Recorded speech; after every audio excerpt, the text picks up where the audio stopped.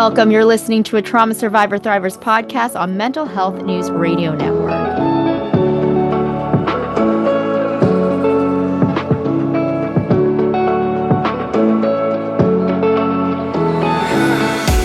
So much for joining us. I'm Lorilee Binstock, host of a Trauma Survivor Thrivers podcast on Mental Health News Radio Network and anywhere you get your podcasts. Today, I'm honored to welcome Brooke Deanne, a trauma healing mentor, rapid transformational therapist, and NLP practitioner who has dedicated her life to helping others break free from cycles of control and emotional abuse. Brooke's journey is one of courage and profound transformation, growing up in a doomsday religious cult and later enduring narcissistic abuse from both her father and husband. She spent years trapped in environments defined by fear, manipulation, and psychological control. Her new book, Shattered, Broken, and Beautiful: Losing My Religion and Finding My Faith, debuted #1 on Amazon and offers a powerful roadmap for survivors learning to reclaim their faith, identity, and freedom after abuse. And Brooke, oh my gosh, I love the title. I really do. Thank you so much for joining me today to talk about it. Yeah, I'm very excited to be here. I appreciate it. Yeah, when the title came to me for the book, I just knew it was like perfection. And it was so funny because I even had publishers that were like, "Well, we want to change the name," and I was like, "No, I'm sorry, this is it." Like, Really? yeah, Really? yeah. So I mean, I think it was just kind of like reflecting to me, like just to really set my boundaries and to know, like to trust myself. Like when I know what I find that is really meant for me, like just to trust that. So I was so glad that I went forward with that because it is a perfect title for what I've conquered, I guess, in this lifetime. Yeah, I thought when I saw it, I was like, what a brilliant title for the story. Um, and you do have a very powerful story. Could you actually share what it was like growing up in a doomsday religious cult and how that early experience kind of shaped your understanding of control and fear? Yeah. I didn't realize that when I began my healing journey that I was going to have to unravel all of that. Like Mm, you don't realize how deep it goes. Like it just sinks so deep into your whole entire being, like my nervous system, all my belief system. Because being raised in that environment, I mean, you really are like you're taught that you have to fear everything. You have to fear God, you have to fear your parents. You in this cult in particular, it's like if you don't follow the rules, you also have to fear being outcast. So that means being, thrown out of the clan, out of the group, and that makes you really feel like, okay, well, I got to be a perfect little good girl. And I had that same experience growing up with my narcissistic father. I have to set an example, was my dad would always tell me. You have to be the perfect example to everybody else in the church. And like for a young girl that's just trying to like discover herself, that's a lot of pressure. Wait, oh my gosh, I can't mess up. I can't make a mistake. Like, like, whoa, like, and then I realized later on, well, now I know where my perfectionism came from. Like, hello. Like, right? no wonder I think everything has to be perfect before I do anything. Like, how exhausting though to live that way. And so as a little girl, that's just kind of what I thought. And so as I got a little bit older, I started to kind of test the boundaries like every natural child does. Right. It's a human experience.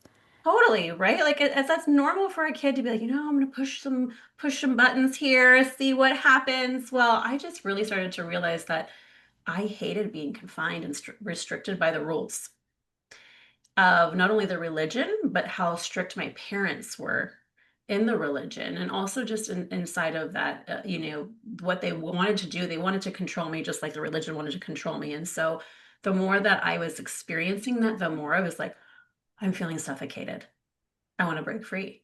I want to break free from this. And so I started to explore like by doing things at school, like, normal things like smoking weed and drinking with friends and, dabbling wherever I could. But it was like, it almost made it worse because I was a thrill seeker.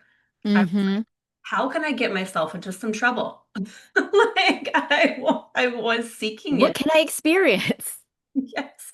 I was like seeking out that freedom. And so thankfully, I made it through all of those experiences. But what happened is I ended up then becoming just, I was very boy crazy. I desired a boy's attention. I mean, I think that's a normal part of the experience too, but I desired it even more. And I think it was because of the really unhealthy relationship that my father and I had. I also was sexually abused when I was a child, when I was very young. I think that had a lot to do with it, Yeah. just the trauma from that. And so realizing that's what I was looking for. I was needing somebody to like need me and want me and to feel loved. And I was willing to do whatever it was, whatever I needed to do to get that. And so I ended up finding a boy in the religion. Um, and my parents hated him. Hated him. Hated him, hated him. And so they were trying, it was basically kind of like a Romeo and Juliet scenario where it was like we were not allowed to be together. And so the more that they tried to like separate us and pull us apart, the more that we tried to like come together. And so eventually my parents got a restraining order against this boy, Wow. which is pretty uncommon in this religion and this cult, like to be kind of all of this, drama and chaos happening. But when that, why my father was so adamant about that is because I had sex before marriage, and that's a big no-no in the cult. So Hmm. they really strip away your sexuality, your ability to have sexual freedom. Um, and so I was shunned. I was basically outcast from the religion for about a year because I had so-called sinned and had sex before marriage. And so I was going to the church, but not being talked to. No one could look at me, no one could talk to me. So all my friends that were inside of that religion had to shun me for that year until the leaders said I could come back. Did your parents know about the abuse that you experienced as a child? So they didn't at the time. I later told them. Wow. They didn't at the time. So you when you realized you had to, did you actually break free from the religion? I know that, you were doing all these things that you were not supposed to, but what was the when was it when you were like, this isn't my rel I guess you had to stay in it until you were not under their care. So, well, okay, this is going to really throw you for a loop. Let's go for it. So I ended up marrying that same boy. I eloped at 18 years old, married him, didn't realize he was kind of a carbon copy of my father. Just kind of repeating patterns. So stayed in it was an abusive relationship, had two children. We stayed in the religion. We were very much in it. I mean, kind of in it and not in it, but at the same time, we still had that belief system because we had grown up in it together. Um, but we both left in 2017. So we were about 35, 36 years old when we both left at the same time. And in that whole awakening process of my then husband realized first that the cult was a cult. Wow. He came to me with all this information about child sex abuse cases that were being covered up. It was all over the news, as in the Royal Commission in Australia, like the governing body or the leaders of the group were being sued like crazy. They were trying to cover it up so the followers didn't listen or hear about it. It was just such a scandal. So a lot of people left at that time, and we were included in that. Um, but it was the fact that he kind of woke me up because at first I was very much like, no, no, no. I was trained to say, this is, you're wrong. Something is wrong with you. You're bad. Like, I can't believe you're looking at this stuff. And yet he was really finding the truth about what we were existing in. And I'm so Wow. grateful he did that. But at the same time, that rocked our whole entire foundation of a marriage that was already faulty to begin with. And so we got divorced. So I left the relationship. I left the cult at the same time. Um, and I had an extreme dark night of the soul where it was just like I was lost, felt like I didn't know what to believe, who to trust. It was very lonely because in that experience, everyone that I ever knew also abandoned me. And my family also eventually were gone too. So I've been estranged from my parents for about 5, 6 years now. So, Wow. and that's still in the cult. Wow. So I guess this healing process, I mean, just the sexual abuse itself is, that's a lifelong healing process. So now I guess, when did you realize? I guess you have to, for many people, for me myself, I had to hit rock bottom before I was like, I need to really seek out some healing. Um, what were the firsts on that path towards healing where you're like, I need to do something about this? Well, when I was going through that whole process, I like stopped basically being able to eat. I like lost like 25 pounds in like 7 weeks. Like I was not sleeping. I had such extreme anxiety. I was having panic attacks. Like I was literally like my body was, I should have been probably in a mental hospital because Mm. I was like trying to take care of my children. So I mean, I was just really just surviving. And so at that point I said, okay, I can't do this on my own. My family is not going to be really any help. I'm going to have to seek some care. And so that's what I did. I went on some depression medication. I really, while I don't love to say, go on some depression medication, sometimes it's needed, Yeah. right? Sometimes to get us through that hump of what we're experiencing. And I needed to have that experience for my anxiety and stuff. So that kind of got me leveled out. But then I just realized, okay, I need some therapy. I need to start digging into some like what has happened here? Like I'm trying to sift through my mess, basically. And that was the beginning of the healing journey. It's been about 8 years, 8, 9 years now. And I mean, I've just gone deeper and deeper and deeper as I've had to go through the processes. It's just kind of an unraveling. I always say it's like peeling back an onion, you experienced one thing, but I didn't realize how much PTSD I had. It was pretty extreme. Wow.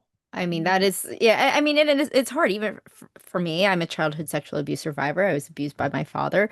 I like, I had all these mental health issues, and I just assumed they're just mental health issues. Never did I thought, oh, it's rooted in this abuse, which, it's so hard to like connect the things when you're in it and you're surviving.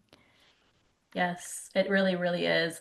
And I didn't realize how much, I mean, not only was I encountered obviously domestic violence. So the physical abuse to my body, I think was a huge component of it. My body still like, if you just touch me the wrong way, my body immediately reacts, right? The PTSD, like it's like the body is still there to protect you, right? Even though like you're in a safe environment now, like I can be still very easily triggered by certain things. Even after all the healing work I've done, I can still have those moments where that stuff happens. And it just shows you that, when the body's survived like such damage physically, and psychologically, it really is a lot to unravel and heal. So I've just had to really learn, you know, as you dive into this stuff, learning how to become more present with myself. If something is coming to the surface, like if I'm having an emotion or if I am something kind of sets me off, it's like, okay, well, how can I just sit with this for a second? It's probably not what's really happening in the moment. My body and my mind are remembering something from the past. And it's like, instead of reacting to whatever is happening right now in the moment, like how can I just sit here and feel whatever needs to be felt and then I can respond. And Mhm. that's like that's a process. Like you have to learn how to do that because automatically your body's going to want to defend you and protect you and you're going to go into that autopilot moment. So I think that's been a huge lesson in learning in the healing process and how I can do that for myself so I can feel just more mentally stable, emotionally stable, and be able to kind of operate my world in a way where I feel like, okay, I've got a hold on this. Like, yes, I went through some stuff, but now, like, yeah, I can finally relax a little bit and realize Wow. more of a grasp on my life. You that's fascinating. And I know you said you're like, "Oh, I need some therapy." But you did it says you're a rapid transformational therapist, an NLP practitioner. Those aren't just like going to talk therapy, No. right? Like, so how were you like, I don't know if you started with that type of therapy or if you were just like, for me, I went to talk therapy and I was like, wow, 20 years of this and nothing's working. I don't know what to do. And then I found all these different modalities. So how did you what really set you on this path to being aware and present and then becoming, yourself? Yeah, I honestly, it was exactly that traditional talk therapy. I was like, this is for the birds. No, it's like Yes. you can't. I could not get anywhere. I kept hitting a brick wall, and And I honestly was really frustrated with the whole entire experience because I was like, you're telling me these things, but nothing's working. We're just sitting here talking about my trauma, but nothing's working. Right. So that's when I found rapid transformational therapy. RTT is the short term of it. It's Marissa Peer's work. I don't know if you've ever heard of her. She's phenomenal though. Like she's been doing this for 30 plus years. It's basically a type of hypnotherapy, Mm, but it's really intertwined with NLP and psychotherapy and like really being able to access the part of the brain, the subconscious, which is where you're operating from to begin with. Not a lot of people know that 95% of your life is operating from the subconscious mind, and you only have a short little amount, 5%, that you have control over, in your right. consciousness. And so that really helped me to kind of break through a lot of the stories that I had been telling myself, a lot of the PTSD. It was very powerful. And I said, oh my God, every woman, well, and man, every woman needs to experience this. Like, I want someone that has had the same experience as me, that has struggled so much with their mental health in life, to be able to have more of a breakthrough in less time, Yes. because we don't have to heal in traditional talk therapy for 10, 15 years. We can work through things and have more awareness and have more stability in a short amount of time. And that's what I wanted to do. And that's what I do now. And it's really, really powerful, powerful work for people. Wow, I mean, and that is amazing. I absolutely, I really think when it comes to healing, starting with your subconscious mind is like where you start. Mhm. I mean, I started with like internal family systems therapy with psychedelic assisted therapy, and that like accessing all of that in a matter of months, I was like, wow, I don't recognize who I was like several months ago because I'm able to take a pause and realize and be present, which I could never be prior to that. Yeah. IFS, I mean, internal family systems was a game changer for me too. Oh, I did do IFS. I did psychedelic assisted therapy. I always tell people that there is not just one modality out there. mm, You are a multifaceted human being, and it's going to take multi amount of modalities to really kind of, what I say, it's kind of like really process everything you've kind of experienced, 'cause hmm. you have some really, really deep trauma. And I think another component of my healing was nervous system. I really learned, I went back to trauma, and trauma informed coaching program. I learned so much about the nervous system that I would have never known before. We're not taught this stuff in school. No, Right? no. We're not taught about what goes on in our body. And so, like, when I went and dived into this, it really gave me so much awareness of, oh, well, now I can pay attention to when I'm really activated, or when I'm in a state of mind that's not being helpful for my current state, and how I can get Yeah. out of that state, right? And how the most simple thing that I have right now that's free, my breath, can help me get there. Just learning these things in itself, I always like to teach my clients this too. I'm like, this is the foundation, right? Like you can do all the mind work, but if you aren't connected to your body, you don't know what's going on in your body, you're still going to feel chaotic, Yeah. and you're Wow. safe to feel your emotions. And so you're still going to be running and avoiding everything that you need to feel, but yet it's still chasing you. Right? It's still chasing you. You're still going to have to deal with it somehow. or Oh my God. it's there for you to process. Yes. Wow. In your book, Shattered, Broken, and Beautiful, Losing My Religion, Finding My Faith. Love it. Still love it. It makes me think of that one song, Losing My Religion. I like every time, and then it got stuck in my head when I first read about your story. REM, perfect. Yes, yes, every time, every time.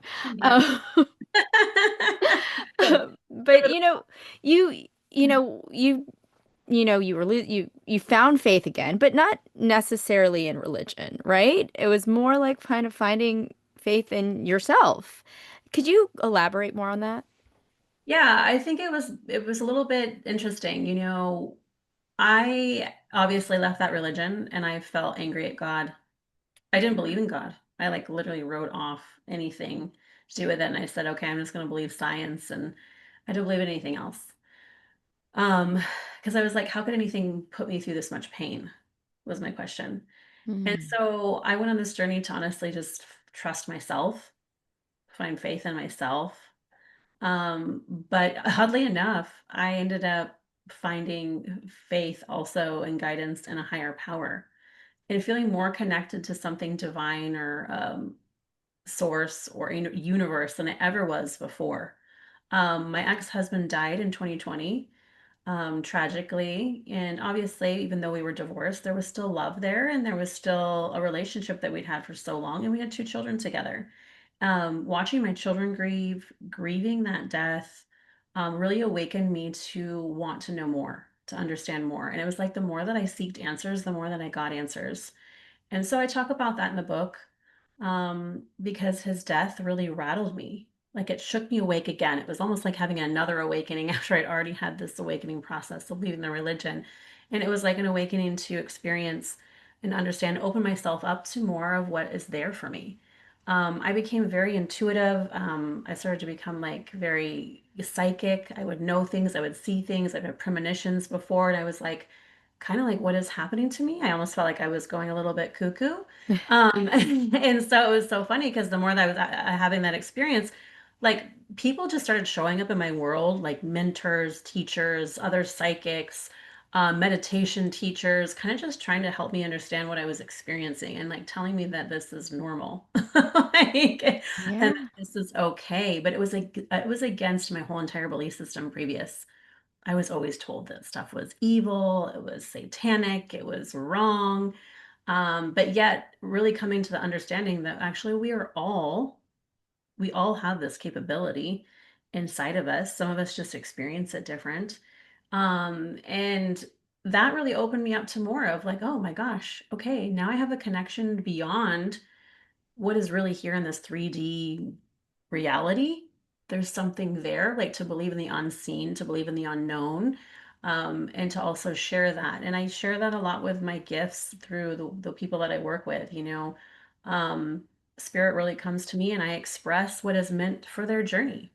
I tell them, you know, the messages that are there for them. Um, and at first I was very ashamed of that. I was like, this is so weird. This is so outside the box. Like, people are going to think I'm crazy. But then I just started to meet more and more people that are doing this work and realizing, no, this is actually the work that's meant for people right now. Like, Yeah. people need these messages. People need this support and this help, what and however it's coming through to help human existence right now. And what a beautiful gift that is for all of us so that we can heal more fully and be a more present human being and a more loving human being, because obviously everything that's going on in the world right now is so chaotic. It's time for us to kind of heal on a collective level and people to really start awaken to, okay, there's more to life than just what you're seeing here. And it's time to Mhm. clean up our mess, like our Yeah. collective mess, right? Well, and that's the thing. It's like it went, it went against all of what you've learned because what you've learned was control. And, it was, I mean, you can't, like, when you're able to think so freely, like you can't control someone who thinks so freely. So the best case scenario for authority or someone who is seeking control is to say how horrible free thinking is and your own belief systems. I am so there with you, and I'm absolutely in that space now where I'm like, there's so much that exists that we Mhm. cannot see. And sometimes I'm like, people probably I choose who I talk to about these things because Yeah. I'm sure they're like, okay, this is batshit crazy talk that you're sharing with me. When I really feel like that is it's some of the most truest forms of, reality, really. Mm. Agreed. Yeah. And I felt comfortable enough to share it here in this space. I mean, I don't always share everywhere. But I'm learning that I just have to be more open about it. Like, I have these gifts. I'm here to use them. Like, what's to hide? People will judge, and that's okay. And I'm okay with it. I think it's more of coming to terms with the fact that you can handle judgment by other Yes. people, right? And not care anyway. It's really about just being yourself, all of yourself, because that's how you're in your fullest expression, your most authentic self. And like, I feel like that's what we came here to do. It's Hmm. like be our fully ourselves, and have no shame. Yeah. Shame was shame was like put onto us by religion, the patriarchy, all of these things. It's more of like breaking free from all of those things and just really fully being you and being unapologetic about it. Yes. If only we all could be that way. Yes. Yeah. And not judge anyone else and their experience. It's their experience, right? They're having their experience, you're having your experience, and I don't need to feel any way about it. I just can let you have your experience. Exactly. Right? Well, I do want to ask, is there anything else you'd like to add? Because I mean, there's so much to cover, which is why everyone should get her book and read through it. But is there anything that you would like to share now with this audience? Yeah, I would say, if you're in your struggle right now and you feel like, you're just kind of going forward but then going 10 steps back all the time, like to be really patient with yourself. Like there is not anything that is going to fully cure you or fully make you have no struggle, or like this is life, Hmm. right? But I always tell people, get the support that you need. It makes everything easier. Like we are humans, so we were meant to like heal and be in community and love through connection and be in connection. That's the only way we get through is the connection piece. I Yeah, think trauma really makes people isolate a lot, and I see that. That was a trauma. It's a trauma response. It was one of mine. Like, oh, I can do it. I'm strong enough. I can handle this. yeah, Really, it's more of like, no, you need someone to hold your hand. You need a few people to hold your hand. And like the more that we all hold each other's hands through this process, like the more love that we create in the world, the more connection we create in community. And we really begin to thrive. And that's what this is about, learning how you can thrive. Despite everything. absolutely. Oh, yes, absolutely. And it's just, and finding that safe space where you can be Mhm. you and your authentic self. Very important.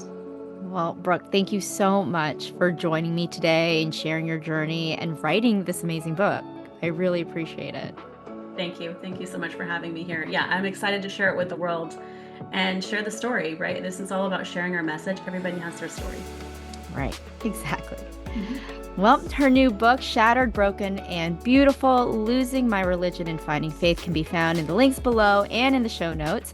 For those listening, you can also watch this episode on YouTube. Don't forget, you can visit traumasurvivorthriver.com to listen to past episodes and access the latest issue of Authentic Insider magazine, where you'll find powerful stories from survivors and thrivers like Brooke. You've been listening to a Trauma Survivor Thrivers podcast on Mental Health News Radio Network. I'm Lorilee Binstock. Thank you so much for being a part of the conversation. Take care.